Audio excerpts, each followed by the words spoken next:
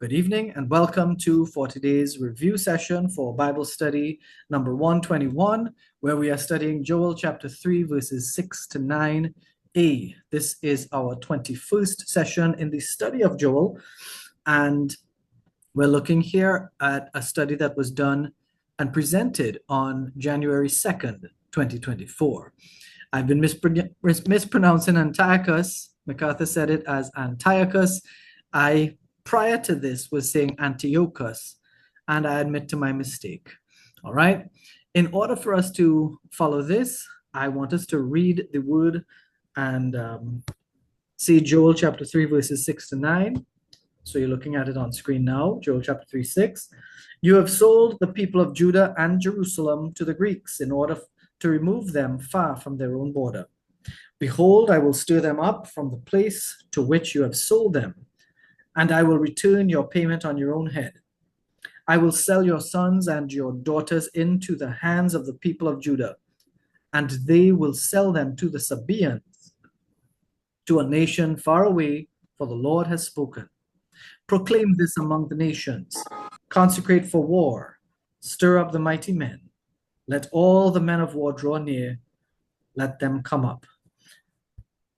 Praise and thanks to the Lord for his word, right? Amen. This is the Lord judging the nations. This is God speaking to other nations, Gentile nations, nations that are around Israel. This verse speaks of the dispersion and slavery of Israel. Remember Tyre and Sidon being mentioned in verse 4.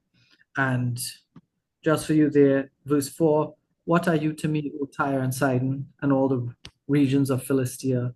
Are you paying me back for something? If you're paying me back, I'll return on your head, your payment on your head, swiftly and speedily.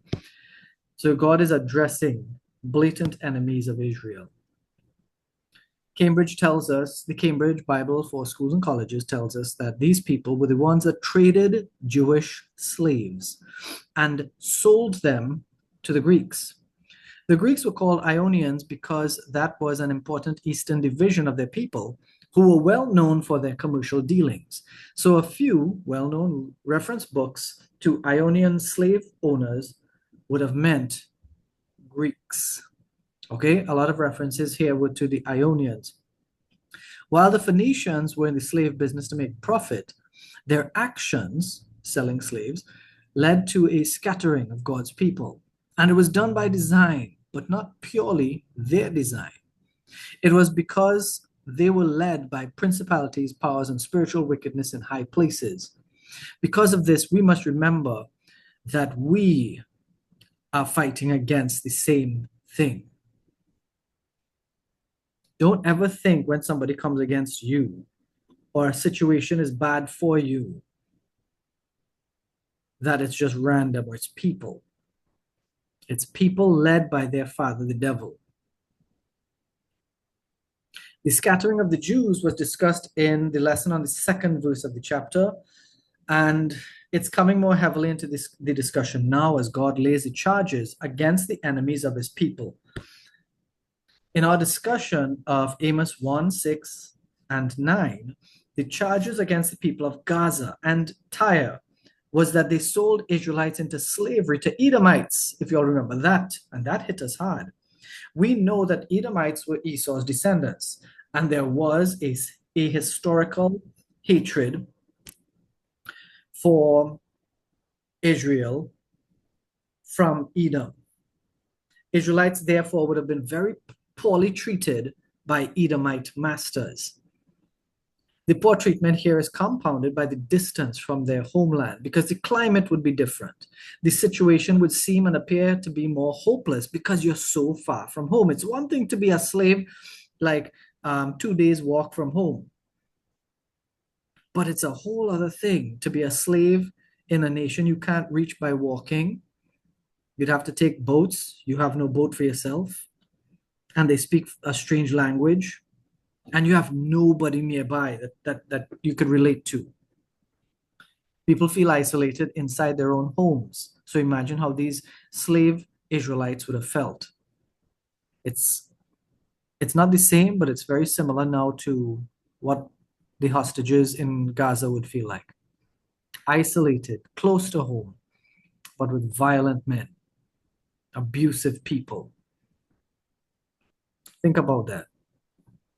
Now, this ties into the present situation. Oh, look, I spoke about this. Hamas took Israelis into Gaza, which is not too far from home, but it might as well have been hundreds of miles because of the technology and security measures available that keep the Israelites trapped. Albert Barnes gives a long discussion of this verse and the historical culture of the nations mentioned as the traders and clients in this horrible market for men. You can check that one out for yourself in the commentary. I have a link to the commentary for 3:7, and you can find 3:6 just the page before. Verse 7 starts talk of payback. God himself is saying that the Jews will rise up. There will be a repayment to the captors and traders, but this doesn't mean the Jews will do it all by themselves. If you want to hear it, I'll read verse 7 once more. Behold, I will stir them up from the place to which you have sold them, and I will return your payment on your own head.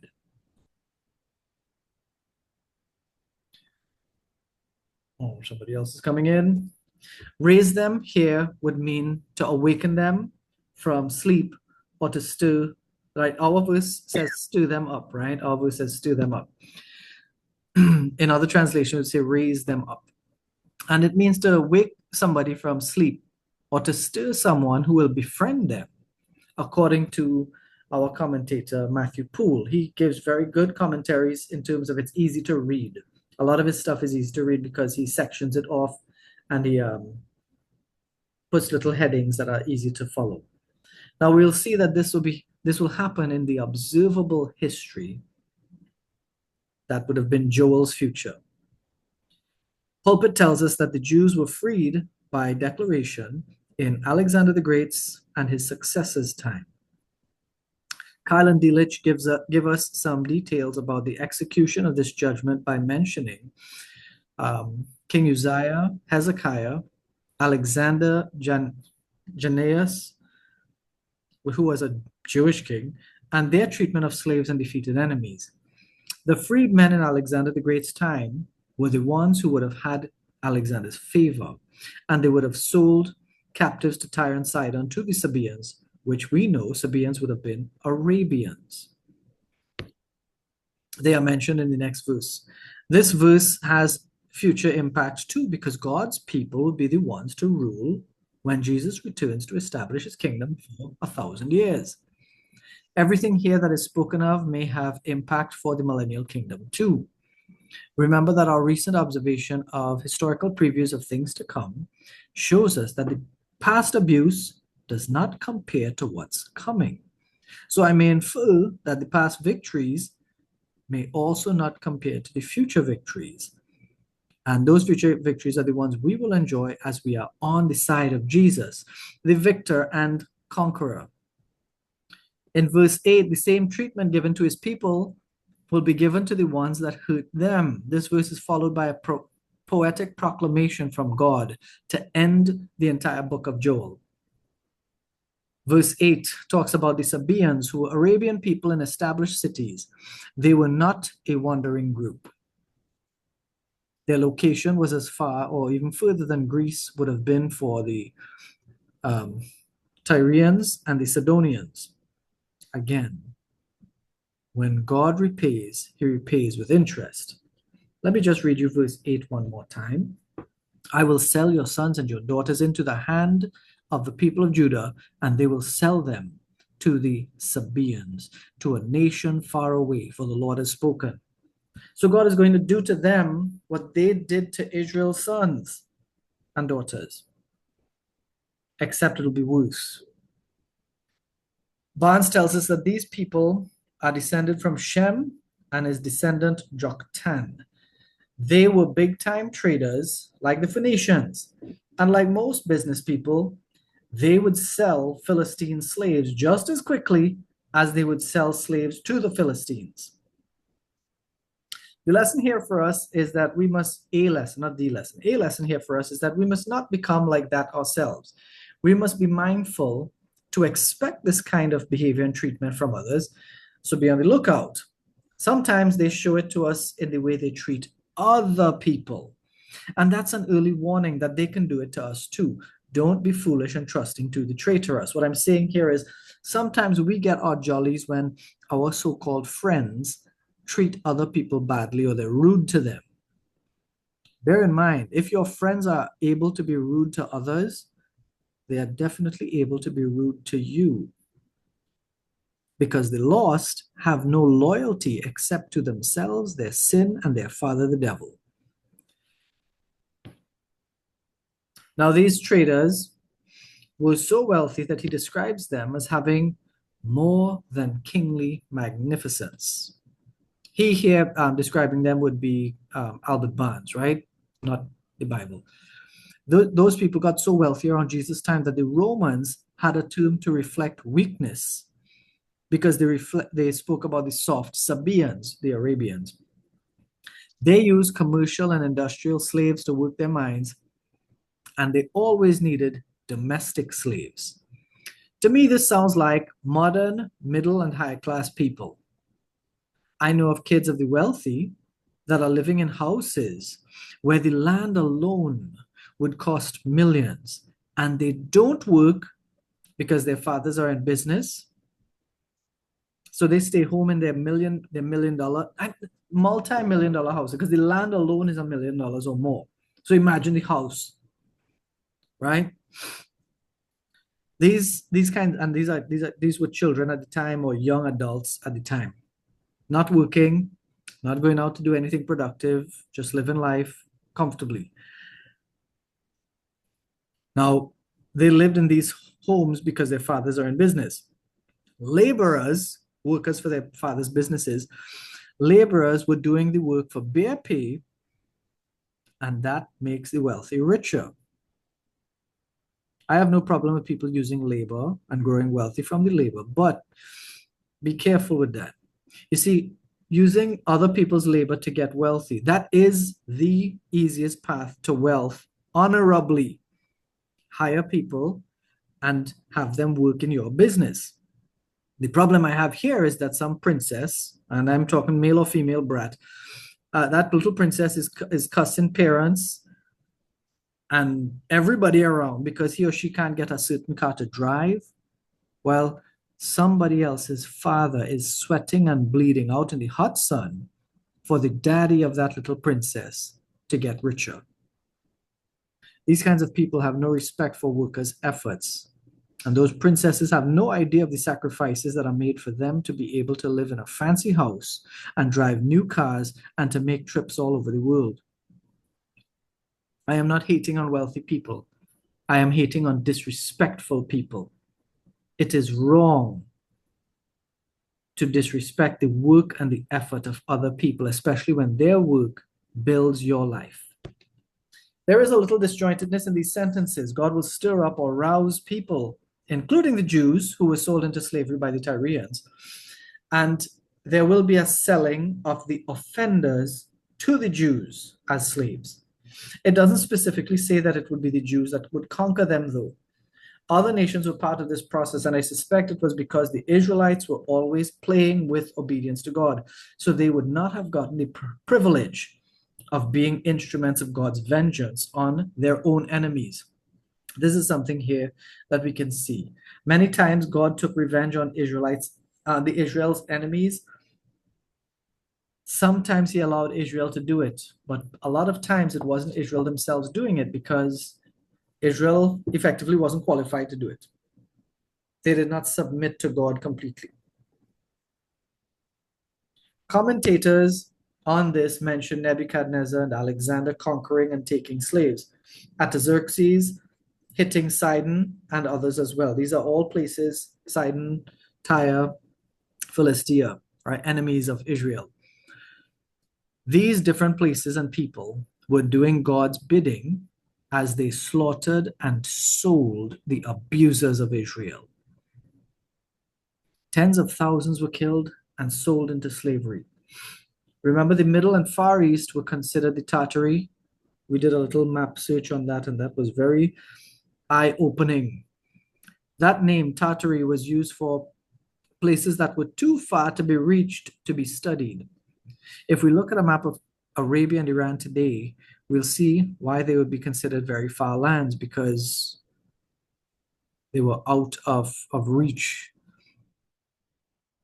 The conquering and selling stuff is easy to say now because it's all history, but imagine what it was like for people living in the moment of conquest and captivity. Let's be glad that we aren't living in a place where this is a regular occurrence. It was violent and scary. Verse 9, this is just the early part of verse 9. It starts a proclamation where the people of other nations are called to action. There is a possible translation issue where it could be consecrate for war or consecrate a war. Let me just give you that first part of chapter 3, verse 9 in Joel. Proclaim this among the nations. Consecrate for war. That is what the ESV has, and the ESV has a little attachment, consecrate a war. Okay? Regardless of which it is, there must be consecration. If we remember, consecrate means make something holy. Of course, God is the only holy one, but he had given Israel certain rituals that would be performed for people to be allowed to even enter parts of the land. You couldn't just walk in.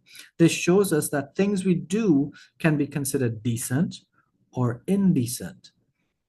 If we have to consecrate ourselves, that means we're naturally dirty, naturally unholy.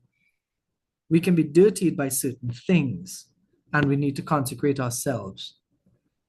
Remember that in Matthew 15:11, Jesus said, "It is not what goes into the mouth that defiles a person, but what comes out of the mouth. This defiles a person." Just a little reminder here that helps us with identifying a lot of things that were prohibited for Israel to eat are now permissible because Jesus came to fulfill the law. Aside from that, what comes out of our mouths when we speak shows what's in our heart. Be mindful of what you say. We are stopping here. This here was 40 Days Bible Study number 121, where we studied Joel chapter 3, verses 6 to 9, part A. We just started verse 9, and it was the 21st Bible study in the Joel series. All right. God willing, we will come back and do this 122 next time. I could just probably highlight it so that I will remember to come back to this point. To those people who are here live, thank you very much. To those watching on Facebook and or YouTube, we thank you very much as well. God willing, we'll continue this Bible study series. And as you see in 2024, the quality of our work gets more in depth and the quality improves over time. So start your Bible studies on your own and follow. You can follow the patterns that we leave, and I give a lot of Bible study helps that can assist people in their individual work. Thank you very much for sharing your time. God bless you, and goodbye.